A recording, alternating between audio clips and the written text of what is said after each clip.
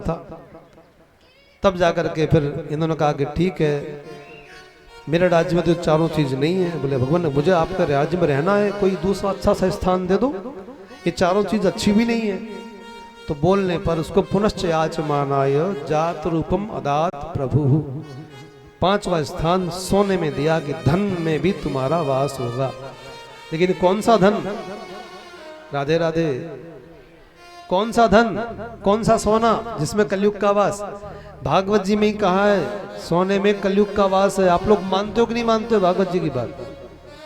मानते हो तो फिर सोना पहनते हो कि नहीं पहनते हो?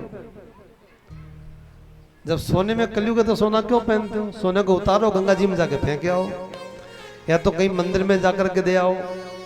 आपके गांव का मंदिर जहां से कलश यात्रा हुई थी, देखो कितना जीर्ण शीर्ण हो चुका है। सब लोग अपना अपना सोना निकाल करके ताकि मंदिर अच्छे से बन जाएगा वहां पर। राधे राधे।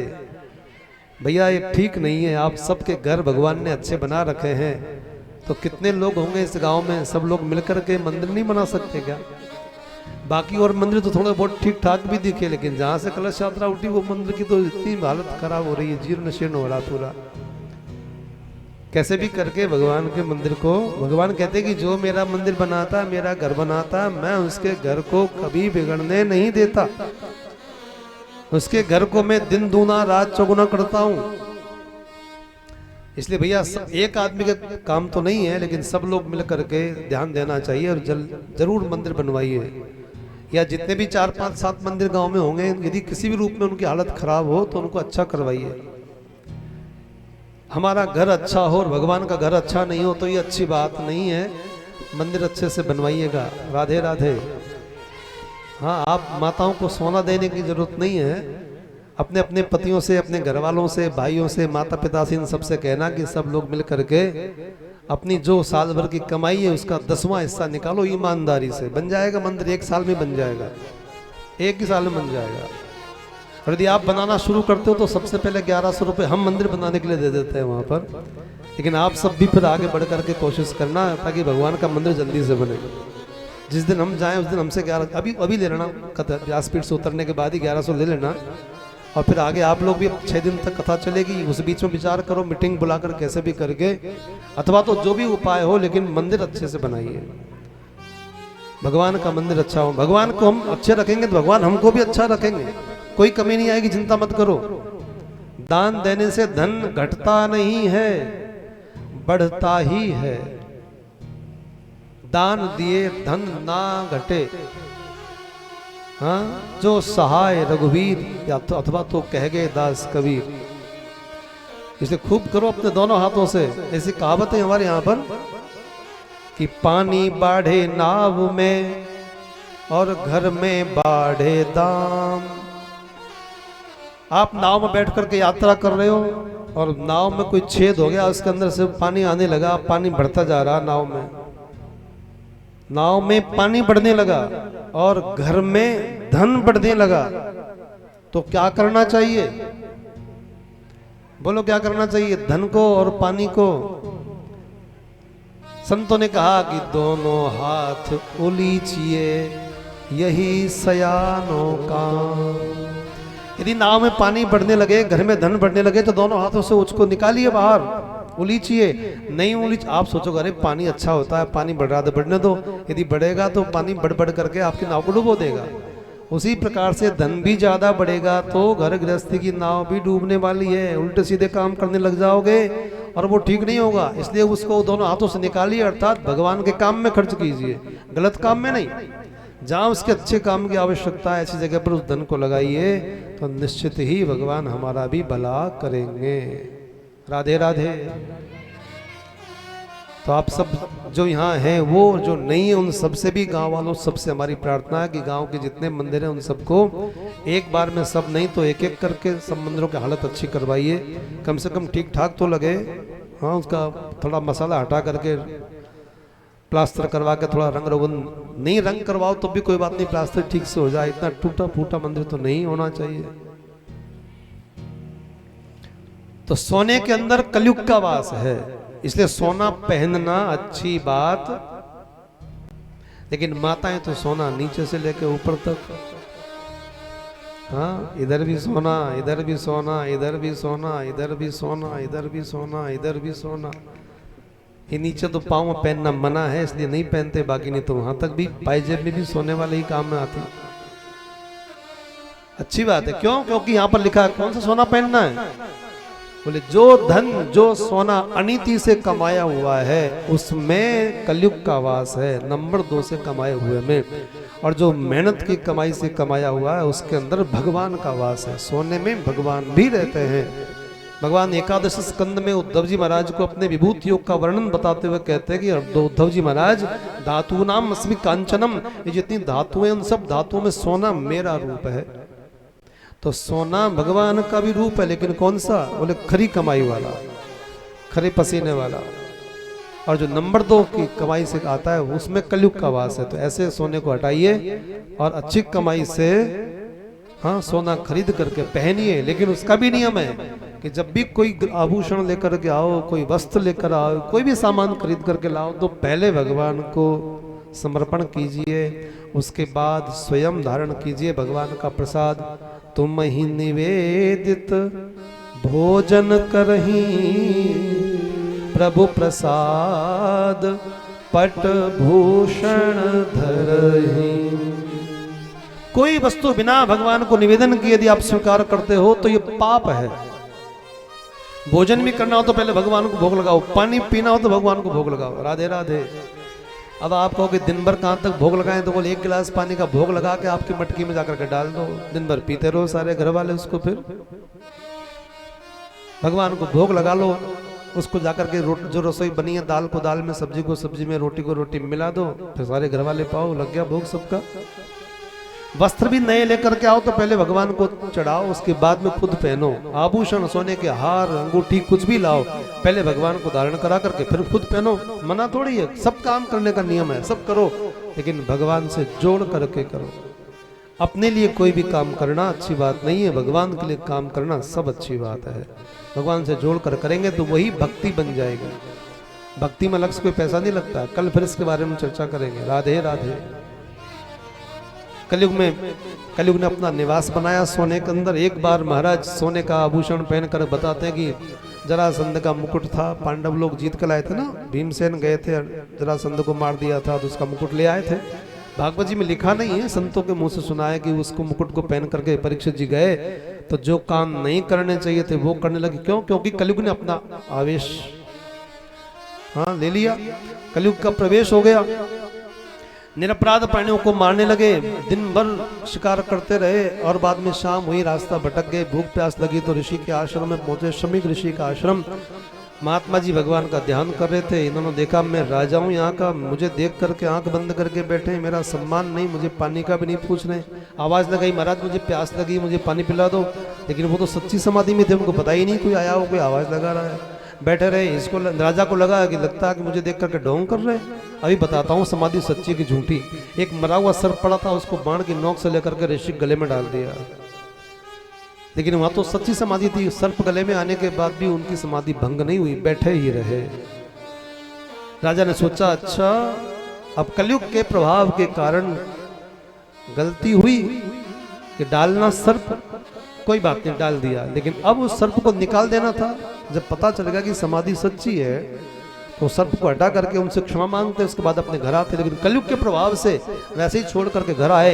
यहाँ आकर के जब वो सारे आभूषण आदि निकाले तब दिमाग में बात आई, जो हाथ मेरे संत महात्माओं के गले में माला पहनाने के लिए उठते थे, आज मैंने उन्हीं हाथों से इन्हीं संतों के गले में सर्प डाल दिया, मरा हुआ। अब तो मंदिर में जो भगवान, घर में जो भगवान का मंदिर बना रखा था, वहां जाकर भगवान के सामने बैठ गए, भगवान से प्रार्थना कर रहे हैं, भगवान मेरा अपराध क्षमा करना, मुझे दंड मिलना चाहिए, मैंने एक संत का अपराध किया है। भगवान से प्रार्थना कर रहे हैं कि मैं जैसा भी हूं तो आपका, मैं पापी हूं कि पुण्यात्मा हूं, जैसा भी भगवान आप मुझे माफ करो। इधर किसी बालक ने इंद्र ऋषि का एक बालक जिसका नाम श्रृंगी कौशिकी नदी में स्नान कर रहा था, उससे कहा कि तुम्हारे पिता के गले में कोई राजा ने सांप डाल दिया।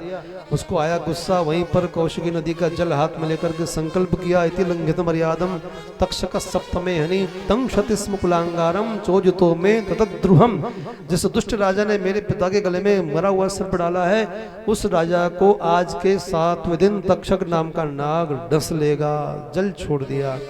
बालक रोता रोता आया, यहाँ पर आकर के देखा पिताजी की समाधि भंग हुई, सांप को दूर फेंका। क्यों रो रहा है? बोले किसी ने आपके गले में सांप डाला, लेकिन मैंने श्राप दे दिया, 7 दिन में उसको तक्षक डसेगा। अरे किसको श्राप दिया? बोले मुझे नहीं पता, जिसने डाला उसको दिया। पहले देख तो किसने डाला। इन्होंने आंख बंद करके देखा तो राजा परीक्षित।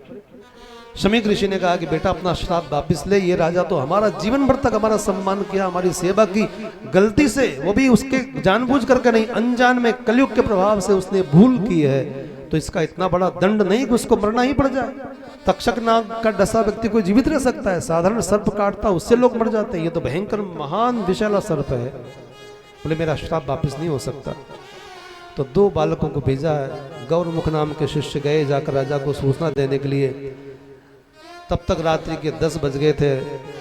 जाकर के द्वारपालों से कहा कि मुझे हमको महाराज से मिलना है। उन्होंने कहा कि हमारे महाराज तो रात्रि के 9:30-10 बजे तक सो जाते हैं, उनका रोज का नियम है, सुबह जल्दी उठते हैं, तो सो गए होंगे, हम महाराज को डिस्टर्ब नहीं कर सकते। बोले नहीं, राजा से जाकर कहो आज राजा को सोने का नहीं समय है, ये समय तो जागने का है।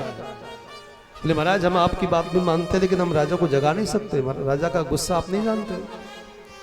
हाँ, इनसे, राजा से, महात्माओं से, अग्नि से दूर ही रहना चाहिए, ज्यादा पास में रहना ठीक नहीं है। फिर भी आप कह रहे हैं तो हम जाते हैं। यदि राजा जग रहे होंगे तो आपकी बात बताएंगे, नहीं तो आप रात भर इंतजार करना, सुबह उनको बताना। बोला अच्छा ठीक है जाओ। ये गया भीतर, वहां जाकर के देखा तो आज राजा को नींद कहाँ। राजा तो जब से वहां से आया और वो उतार, तब से भगवान के सामने बैठे हैं कि मुझसे बहुत बड़ी भूल हो गई, मुझे क्षमा कीजिए, मुझे कोई दंड दीजिए, कहीं ऐसा ना हो कि मेरा एक इस अपराध के कारण पूरे कुल खानदान नष्ट नहीं हो जाए, मुझे जो दंड मिले मिले, मैं स्वीकार करने को तैयार हूँ।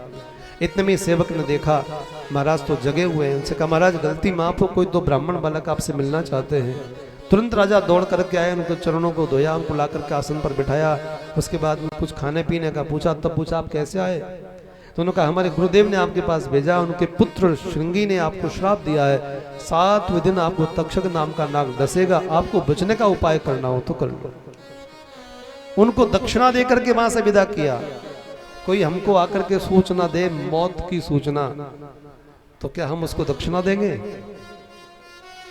कोई ब्राह्मण देवता जन्म पत्री देखे और कहे कि तुम 3 दिन के बाद मर जाओगे, तो उसको कितनी दक्षिणा दोगे? राधे राधे।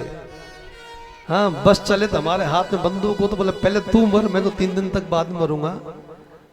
दक्षिणा वक्षिणा कोई नहीं देगा, बल्कि उसको उल्टा सीधा। लेकिन राजा परीक्षित ने, क्योंकि अब कलयुग का असर नहीं है ना, उनको दक्षिणा देकर के विदा किया। और तुरंत उसी समय रात्रि के ठीक 11, साढ़े 11, 12 बजते बजते तो राजा पता चलते इस बात का कि मुझे ऋषि ने श्राप दे दिया बालक ने, तो नाचने लग गए। पत्नी और पुत्र सो रहे थे, उठ करके आए, महाराज क्या हुआ? उनसे महाराज कहने लगे महारानी बेटे, आज मैं इस बात को छाती ठोक कर कह सकता हूँ, संसार के अंदर जितने लोग हैं उन सबको पता नहीं किसी को कि कौन कब तक जिंदा रहने वाला है, लेकिन मेरा तो 7 दिनों तक साक्षात काल भी मेरा एक बाल भी बांका नहीं कर सकता। ऐसी बहकी बहकी बातें आप क्यों कर रहे हैं महाराज? बोले मैं सही कह रहा हूँ, आज ऋषि पुत्र ने मुझे श्राप नहीं वरदान दिया है। मेरा कर्म तो ऐसा था कि मुझे तुरंत ही मरना चाहिए, मेरा ऐसा अपराध था, लेकिन अब मुझे 7 दिन का समय मिला है, मैं 7 दिन तक कुछ करूंगा। राजा तुरंत वहां से अपने बेटे को जन्मेजय को सिंहासन पर बैठाकर मस्तक पर तिलक लगाया, मुकुट उसके माथे पर रखा और सीधे जंगल की ओर। इंद्रप्रस्थ, दिल्ली में शासन था इनका, उस समय इंद्रप्रस्थ नाम था, अथवा तो हस्तिनापुर, और वहां से छोड़ करके आगे बढ़े हरिद्वार की ओर, गंगा जी की धारा की ओर, जिसको आजकल हम लोग क्या बोलते हैं, मुजफ्फरनगर के पास में ही गंगा जी की धारा एक निकल करके बह रही है। वहीं पर राजा गंगा जी की धार के पास में एक वट का वृक्ष था, उसी के नीचे जाकर के बैठ जाते, गंगा जी में स्नान किया और वहां बैठ करके भगवान का ध्यान करने लगे। सारे संसार में संतों को पता लग गया कि राजा परीक्षित को ऐसा श्राप लगा है और राजा अपना आत्मा का उद्धार करने के लिए गंगा जी के तट पर जाकर के बैठा है। अपने अपने आश्रमों को छोड़ करके संत महात्मा वहां पर आए। कहने लगे कि देखो हम एक झोपड़ी बनाए, एक आश्रम बनाए, उसका त्याग हमसे नहीं होता है। और राजा ने तो पूरी पृथ्वी का साम्राज्य, ये चक्रवर्ती सम्राट है, लेकिन उसका भी त्याग करके और ऐसे आ गए, तृण के समान त्याग दिया। हमसे बड़ा त्यागी तो ये राजा है। सब संत महात्मा आकर के बैठे हैं। इनको आया हुआ देख करके राजा परीक्षित ने उठ करके सबका सम्मान किया, सबको प्रणाम किया, सबसे प्रार्थना की भगवान आप मेरे यहाँ पर पधारे। मैंने सुना कि संत महात्माओं को हम अपने घर पर बुलाएं और संत आ जाएं, ये हमारा भाग्य, लेकिन बिना बुलाए संत हमारे दरवाजे पर पधारे, ये हमारा परम सौभाग्य। मैं आपको बुलाने नहीं गया, लेकिन आप मेरे यहाँ पर आए मेरा उद्धार करने के लिए। अब आप मुझे बताइए, जिस व्यक्ति को 7 दिन में मरना है उसका उद्धार कैसे होगा? अत्रि, वशिष्ठ, च्यवन ऋषि, शरद्वान, अरिष्ट नेमि, भृगु, अंगिरा, पराशर, विश्वामित्र जी महाराज, मेधातिथि, उदत्य, देवल, आष्टिशेन, भारद्वाज, गौतम, पिप्लाद, मैत्रेय और कुंभयोनि, अगस्त जी महाराज, द्वैपायन, वेदव्यास जी और नारद जी महाराज, ये सब के सब ऋषि मुनि महात्मा थे। इन सबसे प्रार्थना की, लेकिन कोई भी उत्तर नहीं दे पाया। कोई कहता नाम जप करो, कोई कहता ये करो, कोई कहता वो करो, पर ऐसा करने से पक्का भगवान मिल जाएंगे, निर्णय नहीं कर पाए। आत्मा का उद्धार हो ही जाएगा। जब देखा नारद जी ने कोई निर्णय नहीं दे पा रहा है, तो श्री नारद जी महाराज गए और श्री सुखदेव जी महाराज जो भागवत पढ़ करके वहाँ जंगल में जाकर के बैठे थे, उनको जाकर के प्रार्थना की कि आप जिस कथा को सुन करके अब बैठ करके चिंतन में भगवान की झांकी का दर्शन कर रहे हो, उसको दूसरों को भी आनंद दीजिए। समय आ गया है, चलिए भगवान की कृपा से आपको कथा कहने का अवसर प्राप्त हो रहा है। और श्री सुखदेव जी महाराज नारद जी के कहने से अपनी समाधि को छोड़ करके अब राजा परीक्षित को आनंद दिलाने के लिए, उसका उद्धार करने के लिए नगर को पार करते हुए वहां से गंगा जी के किनारे किनारे चलते चलते शुकताल में आकर के पहुंचे। रास्ते में कई गांव में बच्चे लोग मिले, वो सब सुखदेव जी को इस अवस्था में देख करके अरे पागल आया, नंगा बाबा आया, ये तो पत्थर भी फेंकने लगे। लेकिन सुखदेव जी को तो कोई शरीर का भान नहीं है। वो तो राजा के पास में आए। राजा ने कि बालू रेत से ऊंचा सा आसन बना रखा था कि जो मेरे प्रश्न का उत्तर दे वो इस पर आकर के विराजमान हो। सुखदेव जी ने किसी से कुछ कहा नहीं, कुछ पूछा नहीं, सीधे आकर के उसी आसन पर आकर के बैठ गए। सुखदेव जी जब पधारे सभा के अंदर, तो इस सभा में जितने संत महात्मा खड़े थे उन सबने भी उठ करके सम्मान किया, स्वागत किया। आपकी जय हो, आपकी जय हो, आप दीर्घायु। जो बड़े बुजुर्ग थे उन सब ने भी, इनके पिताजी भी व्यास जी भी सभा के अंदर, उन्होंने भी आशीर्वाद दिया कि तुम्हारा कल्याण हो। और सुखदेव जी महाराज विराजमान हुए तो राजा परीक्षित ने इनसे प्रश्न किया है, प्रार्थना की, भगवान आज मेरा जीवन धन्य हो गया, आज मेरे यहाँ पर आप पधारे, मेरे पितर भी धन्य हो गए, मैं भी खुद धन्य हो गया, सब के सब। लेकिन अब मैं आपसे प्रश्न करता हूँ, अतः पृच्छामि संसिद्धिम योगिनां परमं गुरुं पुरुषस्य यत्कार्यं म्रियमाणस्य सर्वथा। भगवान जिसको 7 दिन के अंदर मरना है, उस व्यक्ति को अपनी आत्मा के उद्धार करने के लिए क्या करना चाहिए, बस आप मुझे ये बताइए। इतना सुनकर के श्री सुखदेव जी महाराज ने द्वितीय स्कंद प्रारंभ करते हुए सबसे पहला शब्द बोला है, वरीयानेश ते प्रश्न कृतो लोकहितो नृप आत्मविद सम्मत पुंसाम श्रोतव्यादिषु यप्परः। हे राजन, तुमने इतना सुंदर प्रश्न किया है, उस प्रश्न के उत्तर में तुमको जो मैं कथा सुनाऊंगा, उस कथा से तुम्हारा तो उद्धार होगा ही, मेरी वाणी भी पवित्र होगी और आगे आने वाले समय में जो भी इस कथा को श्रवण करेगा उन सब का भी कल्याण हो जाएगा। बोली वृंदावन बिहारी लाल की जय हो। और फिर श्री सुखदेव जी महाराज ने कथा करना प्रारंभ किया। कथा बताया कि हे राजन, यदि चाहिए अपने आत्मा का उद्धार, कल्याण चाहिए जीवन का, तो 3 काम करना शुरू करो। क्या क्या? तस्माद् भारत सर्वात्मा भगवान ईश्वरो हरिः श्रोतव्यः कीर्तितव्यश्च स्मर्तव्यश्चेच्छता भयम्। पहला काम करो श्रवण, सुनो। क्या सुनो? भगवान की कथा सुनो, भगवान का नाम सुनो। दूसरा काम है कीर्तन, जो सुना है उसको मुंह से गाओ, गाने का अभ्यास बनाओ। और कुछ नहीं गाना आता तो भगवान के नामों को गाओ। तीसरा काम है स्मर्तव्य, स्मरण कीजिए।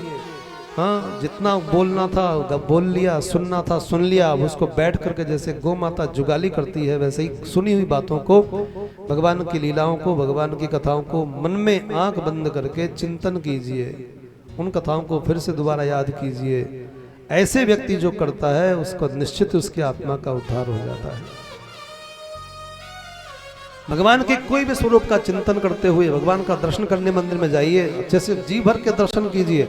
बहुत से लोग क्या करते हैं, भगवान के सामने खड़े होते हैं और जाके एक झलक देखते हैं, फिर आंख बंद कर लेते हैं, तो पता नहीं क्या क्या मांगना शुरू कर देते हैं, आंख बंद याद कर कर के मांगते हैं, ये भी दे देना, ये भी दे देना। अरे ऐसा नहीं, पहले जी भर करके देखो, भगवान का दर्शन करो अच्छे से। भगवान ने आज कौन सी पोशाक पहन रखी है, कौन सा श्रृंगार भगवान का है, और फिर कल हम फिर दर्शन करने आएंगे, तब तक ये भगवान की झांकी हमारे मन में रहनी चाहिए।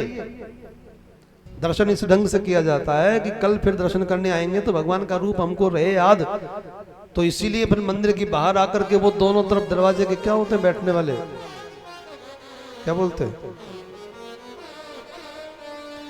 गोखड़ा, वहां बैठ करके चिंतन कीजिए आंख बंद करके। यहां बैठ के आंख बंद करो, अंदर भगवान का दर्शन करके आए, यहां बैठ के आंख बंद करके देखो कि वो भगवान का रूप मुझे याद है कि नहीं। नहीं है तभी मैं घर थोड़ी गया हूं, वापस जाके फिर दर्शन कर लो। इसीलिए वो गोखड़े बनाए जाते हैं कि यहाँ दर्शन करके आओ, यहाँ बैठ के चिंतन करो याद है कि नहीं भगवान, नहीं है तो फिर दर्शन करो, फिर आके चिंतन करो, फिर भूल गए तो फिर जाओ, और उसके बाद फिर कल तक वो दिमाग में रखना, भगवान का रूप का चिंतन करना, कल फिर आकर के भगवान का दर्शन करना। 2 अध्यायों में श्री सुखदेव जी महाराज ने राजा परीक्षित को साधन, लीला, क्रम मुक्ति, सद्यो मुक्ति दोनों की कथा बताई। 3 अध्याय में किस देवता की पूजा करने से क्या मिलता है ये बताया। 3 अध्याय की कथा कह गए, तब जाकर के याद आई, अरे ऐसे नहीं, कोई भी काम शुरू करने से पहले भगवान की याद तो करनी चाहिए। यानी अपने भगवान, हम भी जब कथा में यहाँ पर बैठते हैं सुबह सुबह कथा शुरू होती है उस समय, तो थोड़ी देर के लिए आंख बंद करके भगवान का मंगलाचरण करते हैं, भगवान की याद करते हैं। प्रत्येक श्रोता का भी कर्तव्य है कि जब हम आंख बंद करके वो श्लोक बोलते हैं, आपको याद नहीं है तो कोई बात नहीं, सुन तो सकते हो ना, लेकिन आप लोग इतने अच्छे हो कि उस समय जितनी हो सकती उतनी जोर जोर से बातें करते हो। हाँ, वो है मंगलाचरण का मतलब क्या बोले, वो टिकट है, टिकट। आप ट्रेन में बैठते हो तो टिकट लेकर के बैठते हो ना, ऐसी कथा में बैठने का वो टिकट है मंगलाचरण। उसको सबको करना चाहिए, नहीं करो तो सुनना चाहिए। बाद में जो कीर्तन कराया जाता है उसको बोलना चाहिए। जब भी भगवान का नाम आए, कोई भी नाम भगवान का हम बुलाएं तो उसको बोलना चाहिए। ये सब टिकट है। यदि टिकट होगा तो टीटी उतारेगा नहीं, पूरी यात्रा आपकी सफल होगी। और टिकट आपने नहीं लिया, ये सब काम नहीं करोगे तो टीटी कौन? हाँ, कथा में टीटी कौन है? बोले निद्रा देवी है, निद्रा देवी आ जाएगी, अथवा तो कोई न कोई बाधा, ऐसे विघ्न रूप ये टिकट, ये टीटी काम करते हैं। कई प्रकार के विघ्न है, वो विघ्न आएंगे। मेरे साथ 50 लोग कथा सुन रहे हैं, उन सबका मन कथा में है, पर मेरा नहीं है। क्यों नहीं? क्योंकि मैंने टिकट नहीं लिया, तो वो बाधा आ रही है। मेरा मन कर रहा है, यहाँ कहाँ आकर के बैठ गए, इतनी जोर से आंधी आ रही, पूरे मिट्टी मिट्टी में हो गए। घर पे रहते 2 घंटे बाद में आना चाहिए था, जो बैठे थे वो उठ करके भाग गए। राधे राधे। ये विघ्न बाधा है।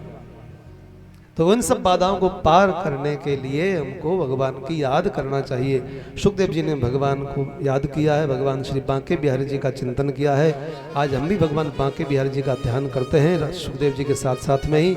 और कल फिर भगवान की, सुखदेव जी राजा परीक्षित को कौन कौन सी कथा सुनाएंगे, वो कल कथा श्रवण करेंगे।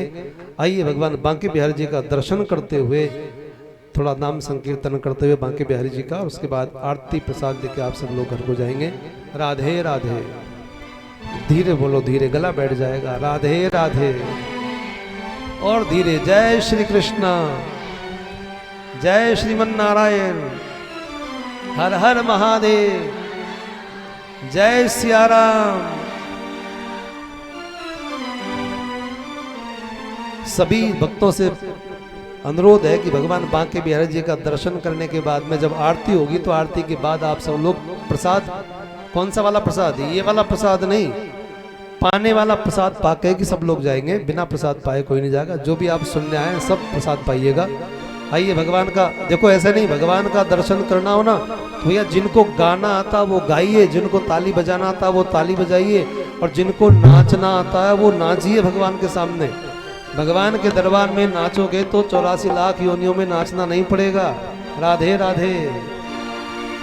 ओ बांके बिहारी की देख छटा, हो देख छटा मेरो मन है गयो लटा फटा, मेरो मन है गयो लटा फटा, बाके बिहारी की देख छटा, देख छटा मेरो मन है गयो लटा फटा, मेरो मन है गयो लटा फटा, मेरो मन है गयो लटा फटा, मेरो मन है गयो लटा फटा।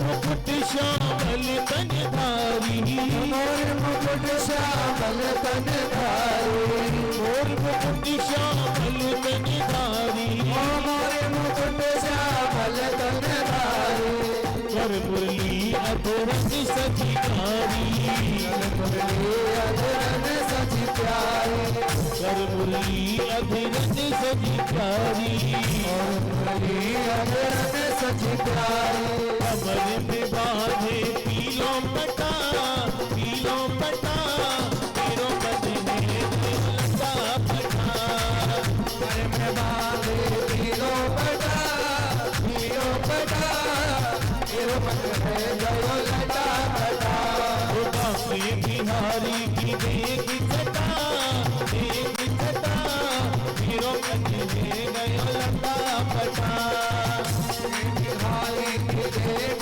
छटा, देख छटा, मेरो मन है गयो लटा फटा।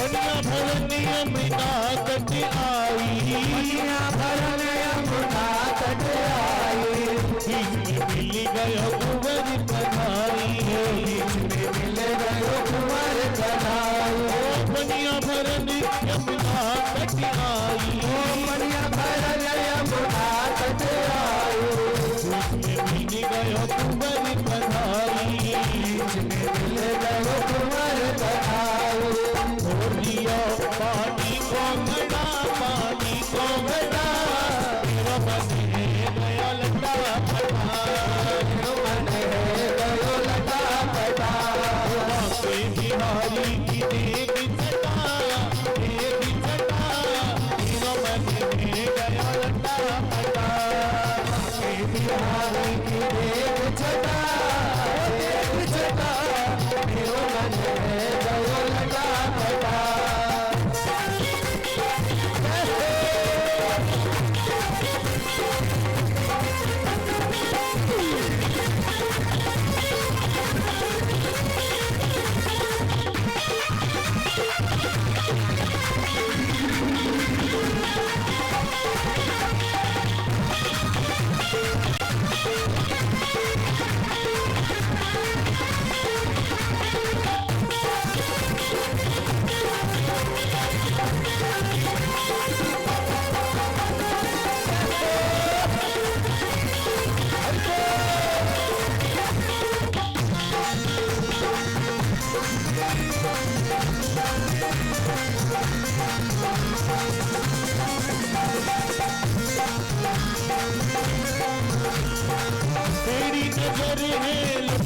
निराली नजर है लगे घुमराली और नहीं मेरे दिल पे कटारी मेरे दिल पे कटारी और नहीं मेरे दिल पे कटारी और नहीं मेरे दिल पे कटारी स्वामी भरत जैसे काली घटा काली घटा मेरो मन है गयो लटा पटा मेरो मन है गयो लटा पटा के बिहारी की देवी छटा देवी छटा मेरो मन है गयो लटा पटा के बिहारी की देवी छटा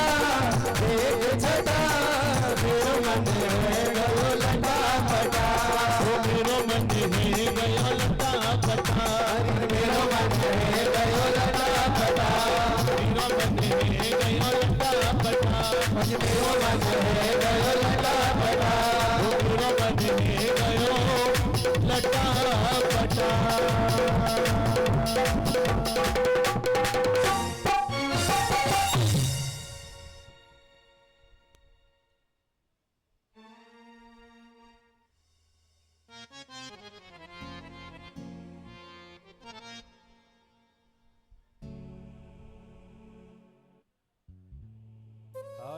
क्यों प्रज्वाल्य सभी आरती के लिए खड़े हो जाइए और जिनके हाथ में आरती आए ना वो आरती घुमा करके पीछे वालों को भी आरती करने का मौका दिया करो। थाली पंडित जन 2 लगाइए कि आप एक तो महिला मंडल आरती करें और एक से पुरुष मंडल आरती करें, सभी को आरती करने का मौका मिलना चाहिए। ओम कर्पूर गौरम करुणावतारम संसार सारं भुजगेन्द्रहारं सदा वसन्तं हृदयारविन्दे भवं भवानी सहितं नमामि।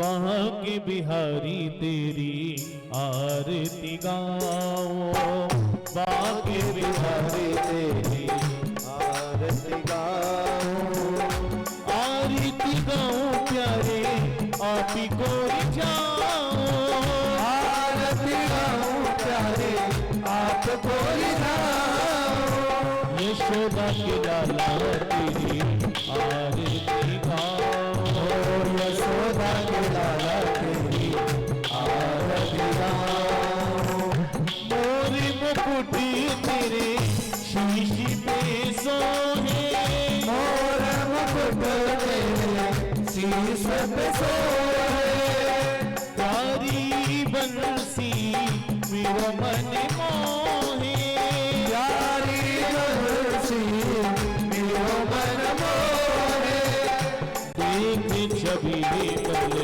हारी में जाओ देख छवि बल हारी में जाओ बांके बिहारी तेरी आरती गाओ बांके बिहारी तेरी आरती गाओ चरणों से निकली है गंगा प्यारी चरणों से निकली है गंगा प्यारी जिसने सारी दुनिया तारी जिसने सारी दुनिया तारी उन्हीं चरणों में शीश नवाओ बांके बिहारी तेरी आरती गाओ दास के नाथ आप हो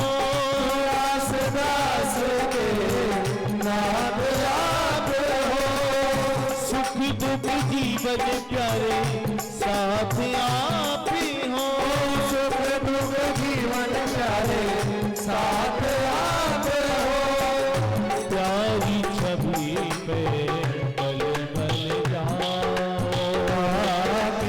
हरी आरती गाओ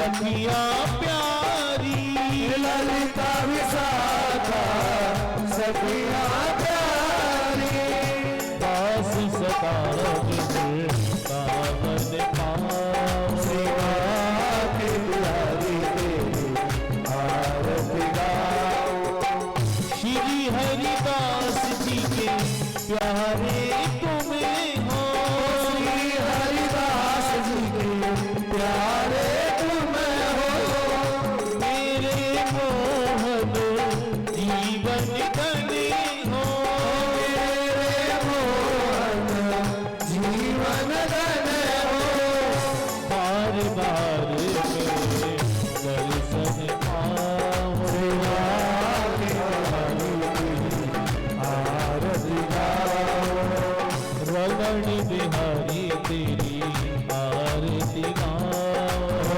रमण बिहारी तेरी आरती गाओ वहाँ के बिहारी तेरी आरती गाओ